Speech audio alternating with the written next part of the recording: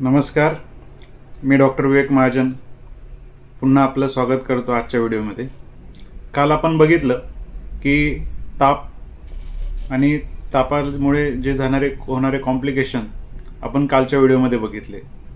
आता ताप आला की नेमकं आपण काय करावं, काय नाही करावं, काय खावं हे आपण कालच्या व्हिडिओमध्ये जरी बघितलं असेल तरी आपल्याला सगळ्यात महत्त्वाची गोष्ट येते ती म्हणजे आपण तापात कोणत्या तपासण्या करायच्या असतात, आपण कोणत्या टेस्ट करायला हव्यात की जेणेकरून आपल्याला लवकर निदान होईल आणि लवकर आपल्या आजाराबद्दलची जी माहिती आपल्याला कळून योग्य तो उपचार करता येईल.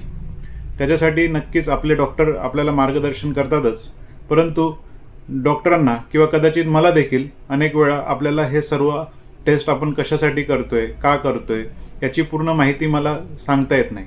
तर ह्या व्हिडिओमार्फत तुम्हाला ह्या टेस्ट कशासाठी करायच्या आहेत, का करायच्या आहेत आणि कोणत्या टेस्ट करायच्या आहेत याच्याबद्दलचं एक डिटेल्स आपल्याला एक इन्फॉर्मेशन मिळावी यासाठी आपण हा प्रयत्न करतोय. तर सगळ्यात महत्त्वाची गोष्ट काय की जेव्हा आपल्याला ताप येतो की आपली एक धावपळ चालू होते, 1-2 दिवस आपण बघतो की ताप येतोय नाही येते आणि मग आपण डॉक्टरांकडे जातो. डॉक्टर पण म्हणतात कधी कधी 1-2 दिवस थांबा, आपण औषध देऊन बघूया, त्याने फरक पडतोय की नाही बघूया आणि मग टेस्ट करूया. तर नॉर्मली प्रोटोकॉलनुसार कधीही ताप आला की आपण लगेच टेस्ट नको करायला हव्यात.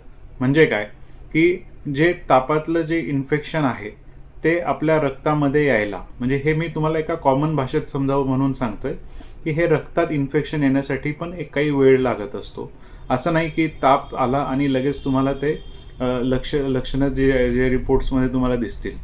तर हे आपल्याला सगळं कळण्यासाठी आपल्याला काही वेळ द्यावा लागणार आहे. ते एक आपण पकडूया 36 तास ते 48 तास तरी कोणत्याही प्रकारची आपल्याला टेस्ट करायची नाही आहे.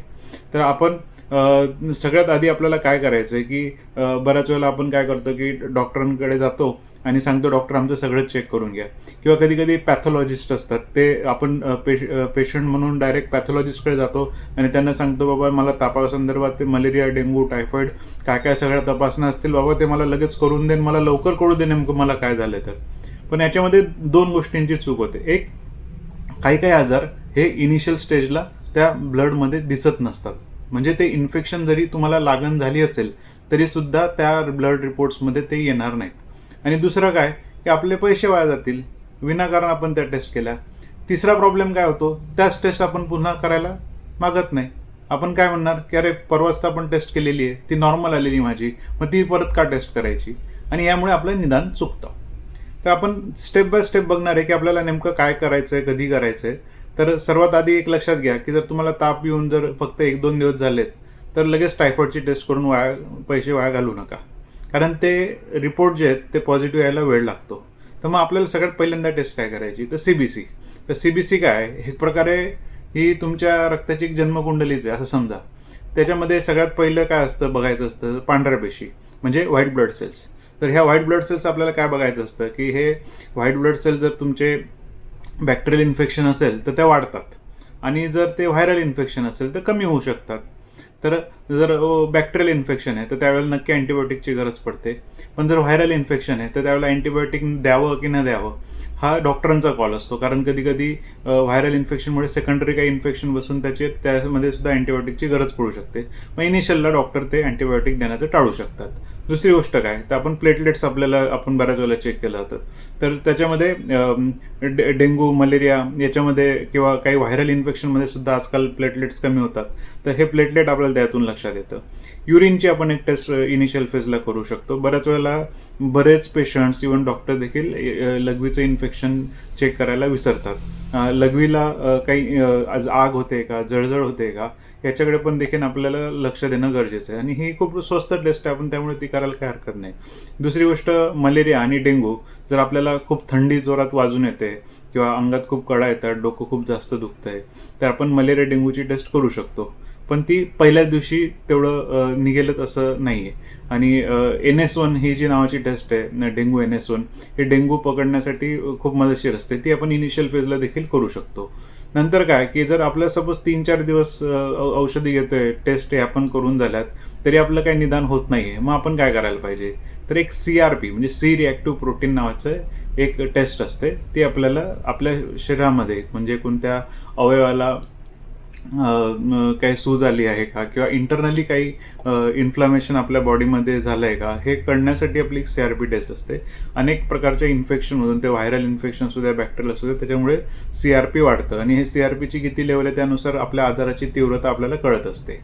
आता उरला प्रश्न शेवटचा जो की विडाल टेस्ट म्हणजे की काय, ती टायफॉईडची टेस्ट असते आणि ती तापाच्या 5व्या किंवा 6व्या दिवशी जर आपण केली तर ती बऱ्यापैकी आपल्याला पकडण्यात त्याच्यात यश मिळू शकतं जर ते टायफॉईड पॉझिटिव्ह असेल तर. याच्या व्यतिरिक्त अजून काही टेस्ट असतात, जसं रिनल फंक्शन टेस्ट किंवा लिव्हर फंक्शन टेस्ट, म्हणजे किडनीच्या टेस्ट आहेत, लिव्हरच्या टेस्ट आहेत.